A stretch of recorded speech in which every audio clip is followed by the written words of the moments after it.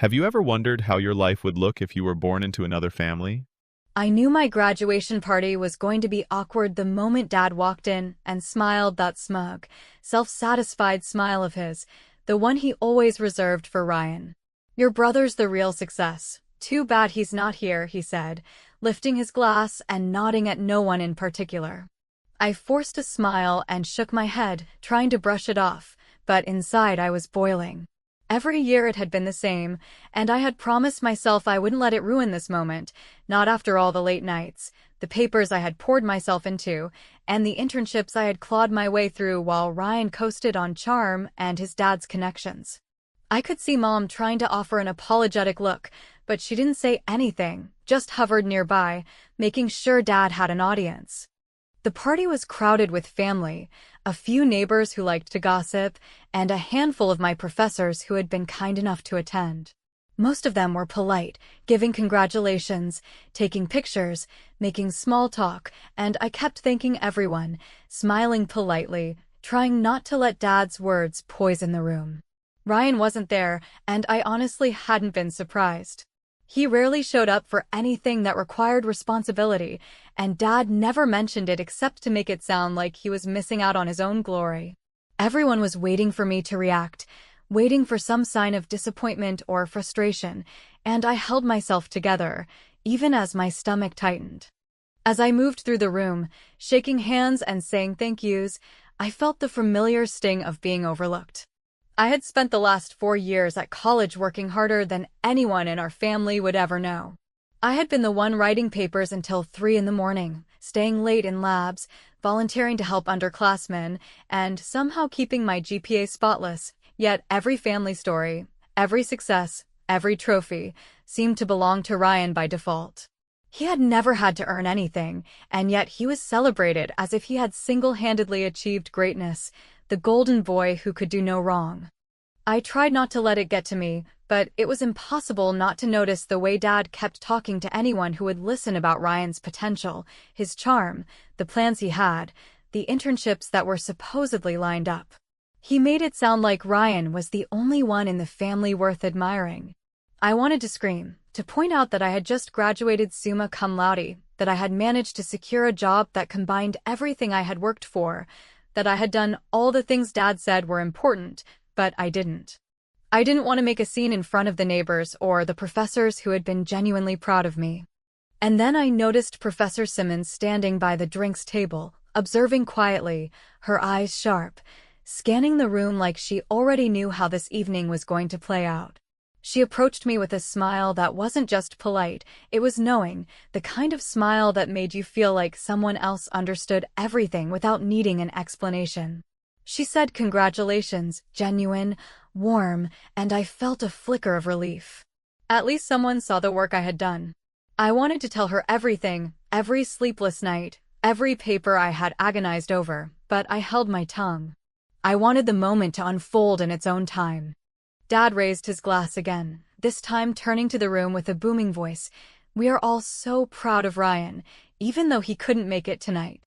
Hopefully someday, Emily will learn a thing or two from him." A few people laughed politely, but I caught the glance of my close friends, who looked mortified, and I clenched my fists subtly. It was infuriating, humiliating, and yet, a plan was forming in my head. I had spent years being underestimated, dismissed, and talked over, and now, with everyone gathered, it was time to start setting things right, slowly, subtly, and in a way that would make it impossible for Dad to ignore. I moved past the crowd, finding a quiet spot near the refreshments, pretending to grab a drink while keeping an eye on him, keeping my composure while my mind raced. Professor Simmons was standing nearby, and I nodded at her, just a small, almost imperceptible motion. She raised an eyebrow and gave a subtle smile in return. That tiny gesture felt like an unspoken alliance, and for the first time that evening, I felt the tiniest spark of satisfaction. I knew Ryan had made his mistakes, but Dad hadn't seen them yet, and I realized that tonight might be the night where the illusion of his golden child could finally start to crumble. The music played softly, conversations overlapped, and I could hear my father talking to a cousin about Ryan's brilliant future while gesturing wildly with his glass. I swallowed my frustration and reminded myself to stay calm, to wait, to let the situation unfold exactly as it needed to. There was no rush, and I didn't need to shout or demand attention. The people who mattered would notice eventually, and when they did, the look on Dad's face would be priceless. I took a deep breath, sipping my drink slowly, and allowed myself a small, private smile. I had worked hard, and now I was going to let the universe, or maybe just my sharp observation and careful patience, do the rest. I watched Dad, saw him laughing, so sure of himself, and I thought, this is just the beginning. The night continued, and Dad's voice dominated the room, proudly recounting Ryan's supposed accomplishments as if he had personally built a legacy while I had quietly accumulated achievements that no one seemed to notice, accomplishments that mattered, that had weight, that were real, but remained invisible under the spotlight he reserved for my brother. Every laugh he drew, every nod of approval from distant relatives or acquaintances, felt like another reminder that I existed in the background, a shadow of the child he seemed to celebrate in Ryan. I had learned early on that Dad's praise was never earned, that it was given selectively, and while my brother thrived on the attention, I had learned to survive without it, to prove my worth in ways that mattered even if they were unseen. As I moved through the room, accepting congratulations from friends and professors who genuinely cared, I felt a quiet pride, a strength that came from knowing the truth of my own accomplishments and the work I had invested, even if no one else would ever measure them. Over the past 4 years, I had watched Ryan coast through the same classes, charming professors who weren't paying attention, skipping assignments and calling in favors from people he barely knew, while I spent countless nights ensuring that every paper, every presentation, every project was not just complete but exceptional. I had sat through study groups, tutored classmates, and taken extra hours in the lab, making sure that every detail was perfect, knowing that the only person who would truly see the effort was me. Meanwhile, Dad's pride in Ryan seemed to grow exponentially with every exaggeration, every rumor of his brilliance, every imagined success, and it was exhausting to witness the contrast, to see how easily a lack of effort could be praised while real work was minimized. Yet the frustration, instead of overwhelming me, began to shape a strategy, a quiet plan of how I could finally make the truth unavoidable without creating a scene that would only be dismissed as anger or jealousy. Ryan had always been the center of attention, and Dad never missed a chance to remind anyone, including me, of how special he was supposed to be, the heir apparent, the one destined for greatness while I was quietly expected to settle for mediocrity, to quietly succeed without recognition. It had been years of hearing stories about Ryan's supposed leadership in clubs, his internships at prestigious companies that were often exaggerated,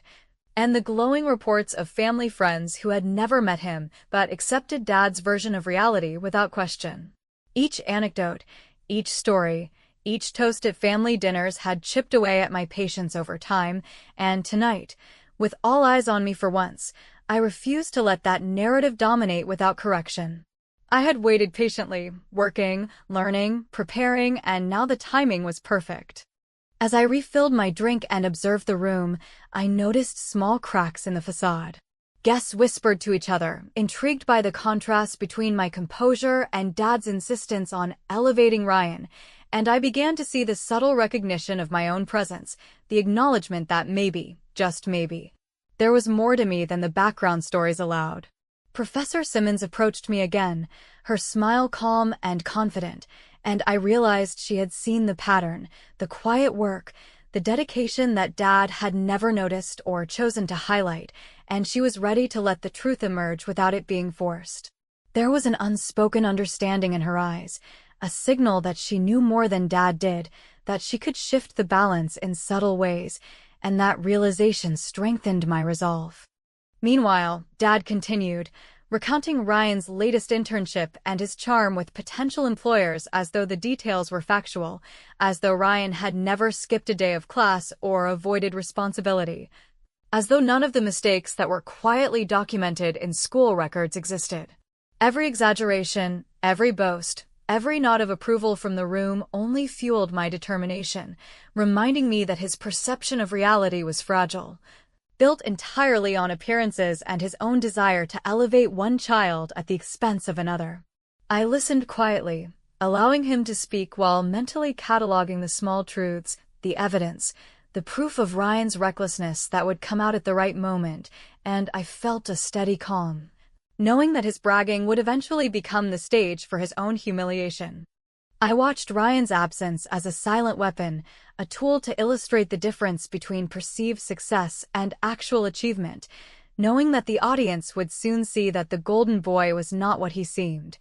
that the reality behind the carefully curated image would unravel in ways Dad could never control, and that I, the overlooked child, would finally be the one commanding attention, recognition, and quiet satisfaction. The night was far from over, but the groundwork had been laid, and I understood with a clear, focused clarity that patience, observation, and careful timing would allow me to turn every boast, every story,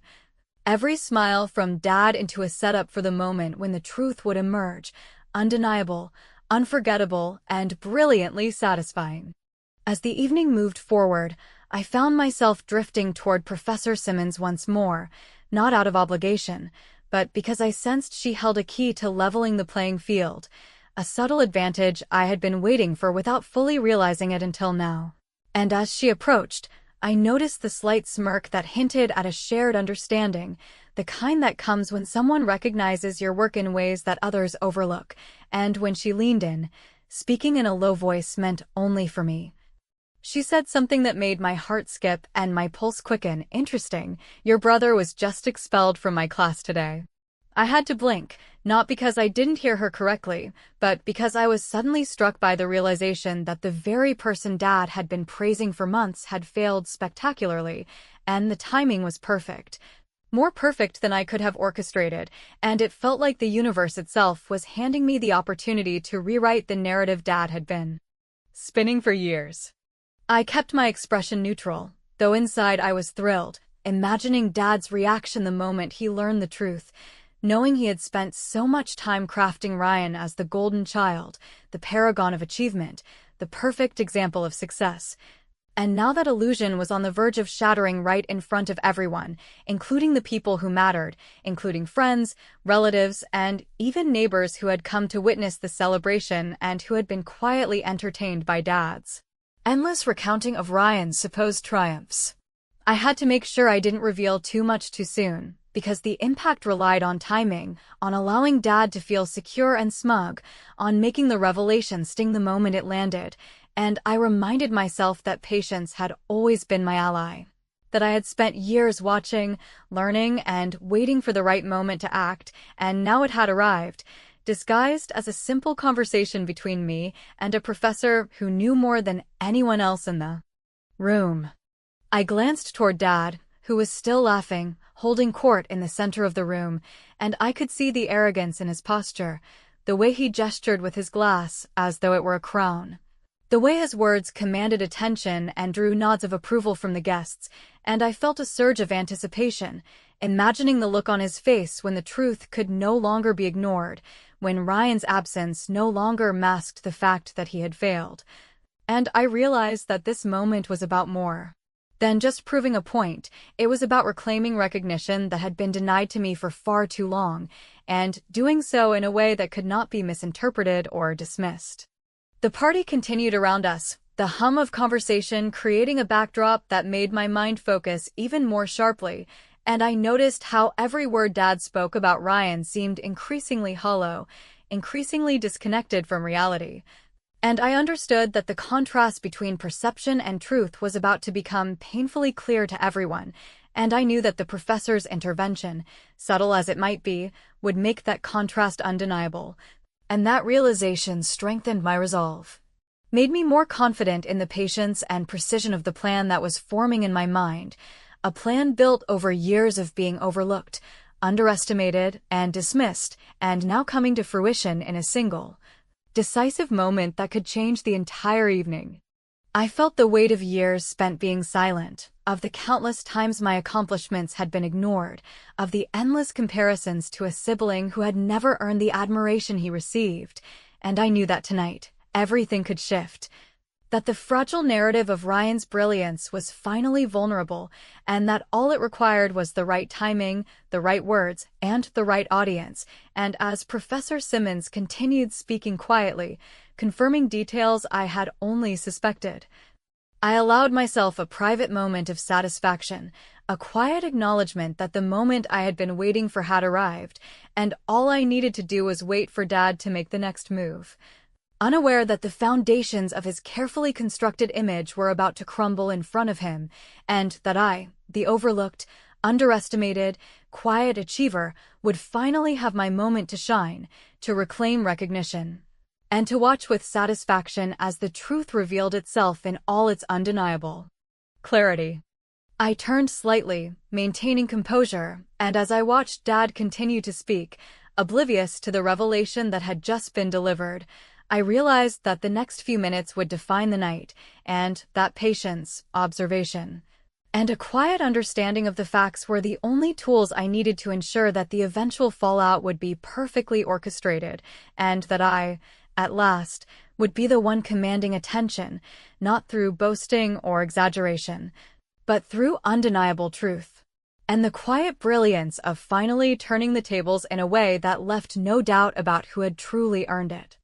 The room seemed to shift around me as I watched Dad continue his stories, each word he spoke about Ryan's supposed accomplishments now hanging in the air with a fragile weight. Fragile because I knew the truth and because Professor Simmons' quiet remark earlier had begun to settle in my mind like a spark that would soon ignite, and I could feel it. The anticipation building not just within me, but in the way the evening seemed to pause for a fraction of a second, as though everyone was waiting for something to happen without realizing what it would be, and I knew that timing was everything, that the impact would only be complete if I allowed Dad to maintain his composure just long enough to make the revelation devastating. I noticed subtle changes in the guests, a curious tilt of the head, a half smile as people whispered quietly to one another, picking up on the tension that had entered the room without knowing its source. And I realized that my advantage was not just in the knowledge I possessed, but in the way it could be revealed, slowly and deliberately, allowing the truth to unfold in a way that made it undeniable, unforgettable, and perfectly satisfying. And I felt a surge of confidence knowing that every boast Dad had made over the years, every exaggeration, every moment of dismissing my accomplishments, had built the stage for this moment of reckoning that was finally arriving. I could feel my hands tighten around my drink without realizing it, not out of nervousness, but because the anticipation had become a tangible force, and I knew that the final act would require patience and precision. That it would require me to wait until the exact moment when Dad's confidence and pride were at their peak, because only then could the impact be fully appreciated, only then could the contrast between perception and reality hit with maximum force. And I understood that this was more than just proving a point or delivering a lesson. It was reclaiming years of recognition, validation, and justice that had been denied to me, quietly but undeniably. As I moved through the room, subtly engaging with friends and family who had been observing the evening, I could sense the curiosity growing, the questions forming silently on their faces, and I knew that their attention would soon turn fully toward the unraveling story of Ryan, and I allowed myself a private smile, careful not to betray the satisfaction that was building inside, because I understood that restraint would make the eventual revelation all the more powerful, and that the subtle cues, the quiet observations, and the controlled timing would make the truth impossible to ignore. Dad continued, oblivious to the undercurrent that had begun to form, recounting stories with the confidence of someone who believes they control the narrative, unaware that every word they spoke was now contributing to their own undoing. And I felt a sense of calm settle over me as I prepared to let the situation unfold naturally, knowing that no interference on my part was necessary, that the combination of Professor Simmons' quiet disclosure, the evidence of Ryan's failures, and the attentive audience would create a perfect storm that could not be contained or dismissed, and I knew that the emotional payoff would be complete, that satisfaction would come not from confrontation, but from the inevitable revelation of truth that no one could ignore. I watched the guests closely, noting the subtle changes in their expressions, the way whispers and glances shifted as they processed small hints and inconsistencies in the stories Dad told. And I understood that the moment of reckoning was approaching with every passing second, and I felt a surge of anticipation knowing that the carefully orchestrated balance was about to tip, that the invisible weight of Ryan's failures would become visible, undeniable, and that Dad's pride, built on illusion and exaggeration, would collapse in the eyes of everyone who had witnessed it, leaving me standing quietly, composed, and finally recognized for the achievements I had earned through effort, dedication, and resilience. As the evening stretched, the moment arrived with perfect timing, subtle yet devastating, when Professor Simmons, with calm authority, addressed the room at a point when Dad's voice was still dominant, and without raising her tone, revealed in a matter-of-fact way that Ryan had been expelled, a detail that immediately shifted the room's energy, that turned the laughter into uncertainty, that made the accolades and praises hang in an awkward silence, and I watched Dad's expression change in real time, from confidence to disbelief, almost as though he had been struck, and I realized that everything I had waited for, everything I had quietly endured, was finally visible, undeniable, and the satisfaction I felt in that moment was complete, profound, and brilliantly justified, because the golden child image had crumbled without any effort from me beyond the patience, observation, and quiet strategy that had led to this perfect moment. The silence that followed Professor Simmons' revelation was thicker than I had imagined, filled with the weight of unspoken judgments, shocked glances, and the subtle shifting of chairs as everyone absorbed the magnitude of what had just been said, and in that pause,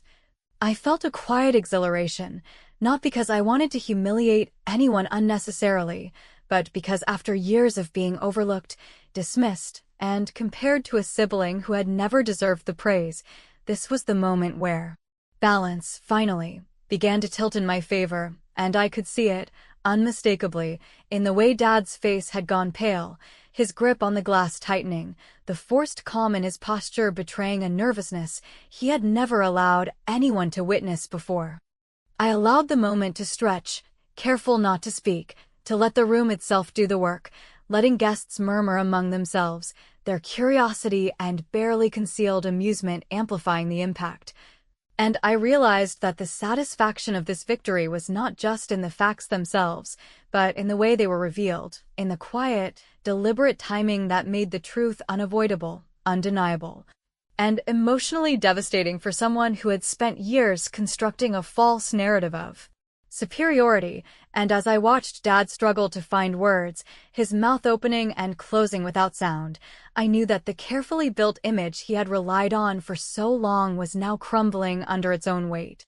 I stepped closer, not because I needed to confront him, but because proximity amplified the tension, and when I finally spoke, my voice calm and measured, I let just enough slip to cement the reality of the situation, reminding him that Ryan's absence had been not because he was succeeding, but because he had failed, and I could feel the shift in the room immediately, the way attention turned fully toward us, the way whispers ceased as everyone waited for the next word. And in that moment, I realized that my strategy of patience, observation, and timing had achieved exactly what I had hoped for, delivering a lesson that could not be ignored, explained away, or diminished. Dad tried to laugh, a hollow sound that only made the tension worse, and I could see the realization dawn fully in his eyes, that the golden child he had praised so relentlessly had been exposed as a failure, and that the praise he had lavished on someone undeserving had blinded him to the very accomplishments of the person standing before him, me, who had quietly persevered, excelled, and earned recognition without needing to exaggerate, manipulate, or deceive. And I felt a sense of vindication, a quiet triumph that was both satisfying and profoundly liberating, because it was finally clear that merit, patience, and intelligence had prevailed over illusion, favoritism, and arrogance. As the guests processed the moment, I allowed a small, controlled smile to form, not out of gloating, but as an acknowledgement of the years of quiet endurance and careful planning that had brought us to this point, and I knew that Dad, despite his attempts to recover, could not erase the impact, could not undo the truth that had been revealed, and could not regain the control he had lost, because the truth, once known, had a permanence that manipulation and false narratives could never achieve. And in that permanence, I felt an undeniable sense of liberation, not just from the past, but from the patterns of comparison, favoritism, and dismissal that had defined my life for too long. The evening continued, but it was no longer Dad's stage, no longer his narrative controlling the flow of conversation, because the revelation had shifted attention, recalibrated perceptions, and allowed recognition to finally land where it had been due all along, and I could see it in the subtle nods, the quiet congratulations, the way friends and family who had witnessed the unfolding drama now approached me with genuine interest and admiration. And I understood that the victory was not only in the exposure of Ryan's failure, but in the affirmation of my own accomplishments, intelligence, and patience, which had been hidden, overlooked, or ignored for years. By the time the party ended, I realized that the impact of the evening would linger far beyond the celebration itself, that Dad would carry the weight of his own misjudgments for weeks, months, and perhaps years, and that every person present had witnessed a quiet, decisive triumph that was both morally satisfying and emotionally resonant, and as I left the room, I felt a sense of closure and empowerment that had been missing for decades, because in that final move, in the deliberate patience and timing of letting truth speak for itself, I had not only reclaimed recognition, but I had done so in a way that was undeniably brilliant, satisfying, and completely, unquestionably mine.